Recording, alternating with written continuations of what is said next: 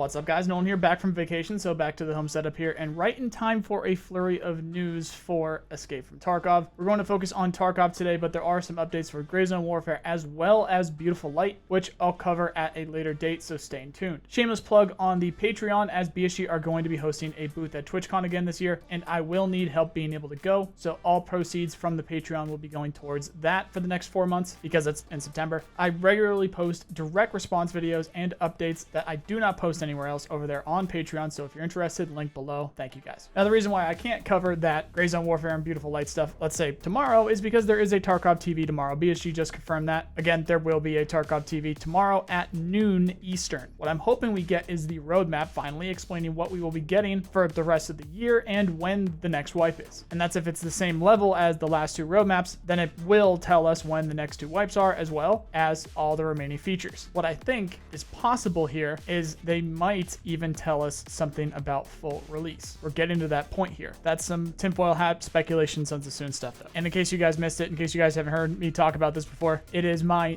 theory that BSG intend to release Battlestate Game, well, Escape from Tarkov, at some point next year. If it's the earlier part of that year, it's possible that we hear something about it now. What's more likely is we hear something about it at TwitchCon, seeing as they're going to have a booth and they're sponsoring it. And actually, as we're on that note there was some talk about a Escape from Tarkov specific convention with them doing TwitchCon and with the Unheard drama. I very much doubt that that is happening now, unless they push it to next year. We'll have to wait and see, but again, I doubt that that convention is going to be happening now. However, again, they are going to be at TwitchCon. Going back to the topic that we were on now, with the wipes, there will of course be one in December as always, but I'm more curious about the one that will be this summer. Whether they say it will be sooner, like June, or later, like August. We'll have to wait and see. Nikita asked for questions on TarkovTV on Twitter. If you guys are interested in leaving a question there, I'll link the post below. There was a patch last night where you get achievements now for completing Collector and Gunsmith quest lines in-game, and they balance the quests for Lightkeeper. All I've seen so far is the assessment chain. There's not that many people that are in the middle of Lightkeeper quests right now. Bit hard to find information on that end, but what I've seen so far is that the assessment chain, again, is much easier. Some of the tasks being turned down by several times, some of them by half, but at least all of them were turned down a bit. If you are taking part in any of the Lightkeeper tasks, I would suggest jumping back in and see what you have now. Please let me know if you find something interesting. You can find me on Discord or on Twitter, both linked below. There's some more bonuses for EOD members and anybody who upgraded from EOD to Unheard with increased charisma skill. And that's just from the start, so you're just gonna get increased charisma skill, 2 free daily quest changes, and a unique craft for a new stim in the hideout. Here's the stim here. Looks like it's gonna be useful in finding items with that description there with the skill increases. I wonder if it's gonna be helpful finding booby traps or mines in the future as we try to navigate the map to map or the new areas. In case you guys didn't know, yes, booby traps and mines are still very much coming to the game. I'll show some HD pics of the M60 machine gun. Well, we got that while I was away. I believe we're getting the saw at some point here soon when it comes to belt feds, but I'm not sure what's next for the Pew after that. Will be a good question for TarkovTV tomorrow. I'm sure we're going to hear and see a bit about that stuff. Nikita just shared this picture of a new secure container on Twitter, the Theta container, and he said we will get this from the new merchant Ref. I believe this is Ref right here, and this is a picture that Nikita shared a while ago. However, for today's tweet, he left a hashtag for Arena on the post, making me suspect this will be the first Arena achievable secure container, and Ref will be an Arena and or Arena adjacent trader. Last second edit here, I asked Nikita, and he will be both a trader for the main game and for Arena. So Ref will work with both the base game and Arena somehow. Possible it's like the same currency or his tasks are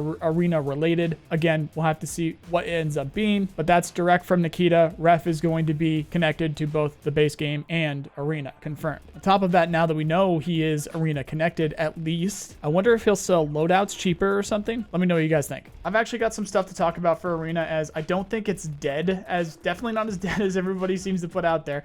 Of course, if you go and you look at Arena right now on Twitch, or if you go and play, it might take a while, so maybe it is dead at the moment, but the project in general, I kind of want people to hold their horses a little bit. I think it's just low demand gameplay at the moment, seeing as we're late wipe and seeing as people had a bad impression, or when you do go back to check out the new game modes or anything, there's not too many people playing. Where if the game wipes, which it will soon, and it's connected, which I believe it will also happen soon, hopefully that's in for the next wipe, the benefit of leveling a PM CMC in Arena may be much higher for some players. I guarantee it will be because of the fast-paced gameplay, and in turn will boost the player base of Arena much higher, and then maybe that kind of gets the ball rolling a bit better there. Just a thought, but that's for another video. Let me know what you guys think. Now, once again, as I plugged earlier, I'm sounding like a broken record here, but I got to push this to make sure that I can go. BSG will be sponsoring TwitchCon once again, and they will have a booth there. So I now must find a way to make it out there this year. So if you're interested in supporting my trip to TwitchCon, that's the place to do it, over there on Patreon. Thank you guys all who are there being listed right now at the moment. And again, as it stands right now, I'll probably need like $800 minimum for the flights, stay, and the food. I was looking at flights and it's looking like around $200 right now. So that's four. So plus the stay, plus the food. Yeah, probably going to be like $800. And at Patreon there, I'll be pushing more exclusive posts over there as always. If you guys have questions, that's the best place to get it. So thanks again to everybody over there now. I'll be live for the TarkovTV tomorrow on Twitch, and we'll of course have a summary ready to go as soon as possible right here on this channel after it's over in case you missed it. Got some Star Citizen stuff coming up on the Star Citizen channel. Still waiting to hear about Broken Arrow. Going to be doing Destiny 2, the final shape, on the second channel next week. Otherwise, to support what I do, click all the buttons on the screen or come by a stream. Patreon helps too. Check out my other channels for other games right here. Otherwise, thank you very much for watching, and I hope you have a nice day. See you guys.